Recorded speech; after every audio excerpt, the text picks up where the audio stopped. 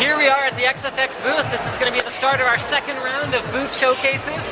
They have a whole bunch of really cool stuff on demo, including like this funky music.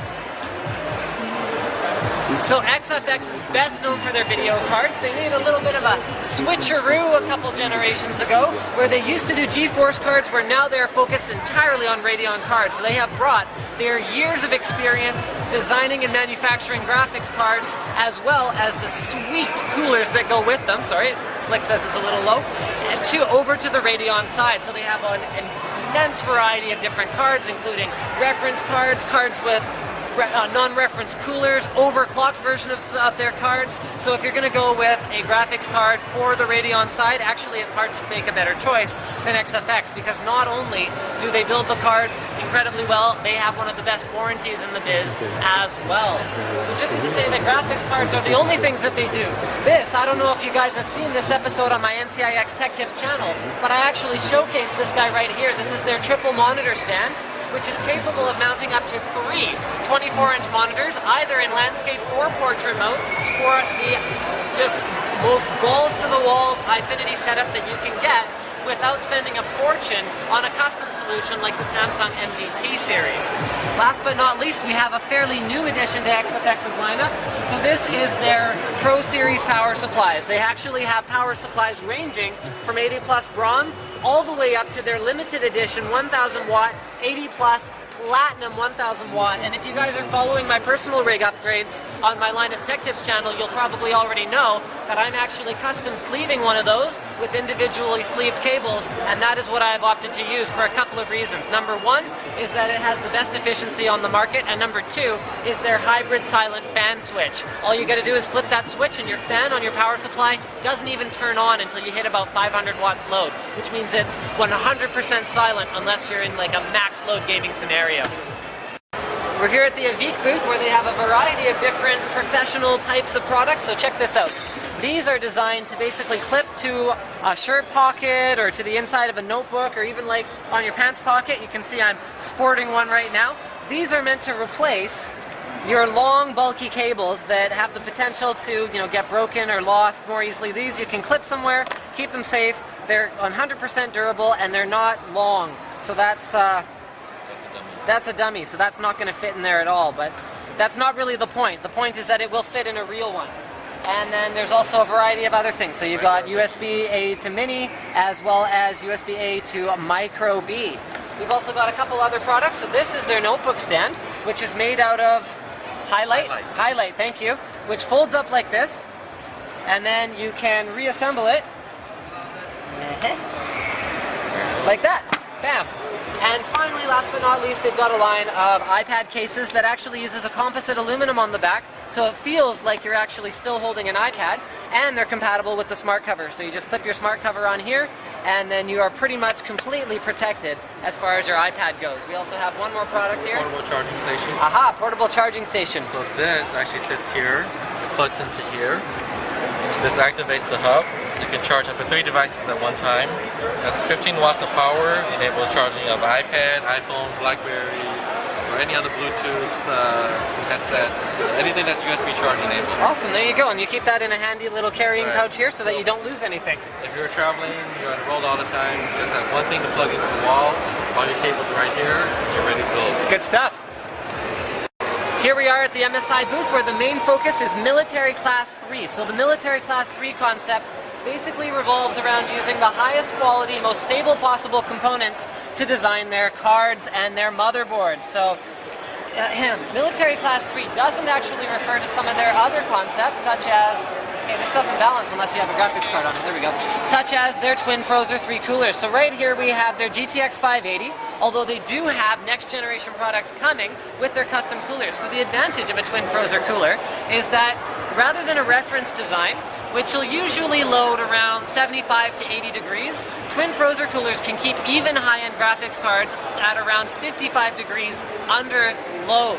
So while you do have a little bit more exhaustive heat in your system, you get significantly better temperatures on your graphics card, which is great if you're going to overclock your video card. On the motherboard side, MSI has a full lineup of products, including everything from basic G41 LGA 775 legacy stuff, all the way up to the very latest LGA 2011 and LGA 1155 motherboard platforms. So their Z77 motherboard is actually the main focus of the booth here today, and it's a feature called OC Genie. Now, I've demoed OC Genie on my channels before, but I'm going to summarize it really quick for you. OC Genie actually overclocks and tunes your whole system for optimal performance with the push of one button. And what's really neat about the new OC Genie on Z77 is the fact that you can customize your OC Genie profile. So say, for example, if you were a system builder like NCIX, you could design a system, tune OC Genie to be even more aggressive on that particular system. You give it to the end user and you say, hey, you want to overclock your system to the max? Just press this button and it's already all completely set up for you. If you want to turn off the overclock, you want to save a little bit on the power consumption, whatever else, press the button, turn it off. No big deal. So we've got their Z77A GD65, which in my experience is actually one of the easiest Z77 boards to work with in terms of overclocking and in terms of BIOS navigation with their Click BIOS too. Welcome to the OCZ Technology booth. You can see they got their OCZ logo going on here. So OCZ used to be mostly known for memory products. They are now no longer involved in system memory. However, they have gotten into SSDs in a big way. So this was actually my suggestion. Yeah, I'm going to take full credit for it. See, I'm getting like the stink eye over there, but it was totally my idea.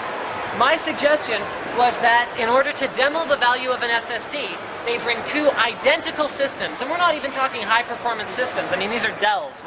It's not a custom NCIX PC by any stretch of the imagination. No matter what kind of a PC you're using, whether it's a netbook or an extreme gaming machine, you will see a huge benefit from an SSD. Now, you can do the usual boot-up demo, but I think we've all seen that before. What I want to focus on is the general responsiveness of a system using an SSD. So you guys, at this time, don't know which of these systems has a regular laptop hard drive and which of them has an SSD, but I bet you know now. Look how long it takes to launch Windows Media Player versus this one. Bear in mind, guys, too, these are fresh installs on these machines with nothing running in the background. Okay, that one was pretty close. Let's go find something else that hasn't been opened before. Oh, Windows Media Center, that's a good one. The more you load up these machines with various applications and antivirus running in the background and all that kind of nonsense, the more pronounced this difference is going to become. And I'm going to have to find a way to keep talking here while we wait for this hard drive machine to finally launch Windows Media Center. These are two brand new machines. I have not tampered with them in any way. We're not even talking Photoshop. We're not talking complicated applications. Windows Media Center takes like 5 times longer to launch on a hard drive than it does on an SSD. So if you guys didn't already know, yes, this is the one with the OCZ Vertex 4, and if you do happen to attend the show, you can get one for only $127.99. This is the highest performing SSD on the market. It is pretty much right up there tied for that performance crown right now, and at this price, it is the best performance per dollar per gig that you can buy. Welcome to the PS Vita booth here at the NCIX Tech Fair. This is actually my first time hands-on with the PS Vita, so it uses a 960 by 544 screen that is almost 1080p, so it's pretty darn close. This is their full replacement for the PSP, so it is their latest generation handheld gaming platform, and I gotta say, even launch titles look absolutely fantastic. It has dual analog sticks, which means that you can play your games the way you're accustomed to, whether it's movement with the left and camera with the right, or whether the game dev screws up and doesn't do it that way. You will be able to operate your games the way that you're accustomed. You've also got a D-pad as well as your full PlayStation controls, and based on how complete the control set is on here, I wouldn't be that surprised if Sony decided to, you know, make PS1 games or something available on an arcade in the past, because I can tell you these graphics are more comparable to PS2 than to PS1, that's for sure. In terms of the overall build quality, it's got a nice overall feel to it without being too heavy. You've got L and R buttons here, so you don't have quite as many shoulder buttons as you might be used to on a Sony product. However, this is pretty cool.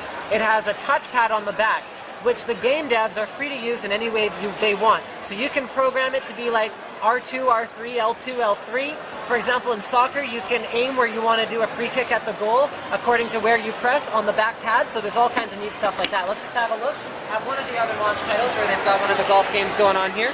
So let's press X to take the shot. Yeah. Okay, apparently I didn't take the shot. Okay, I'm taking that shot. There we go. Sorry, I'm not much of a console guy here, guys. I get confused easily. Oh, it's right in the water. Excellent.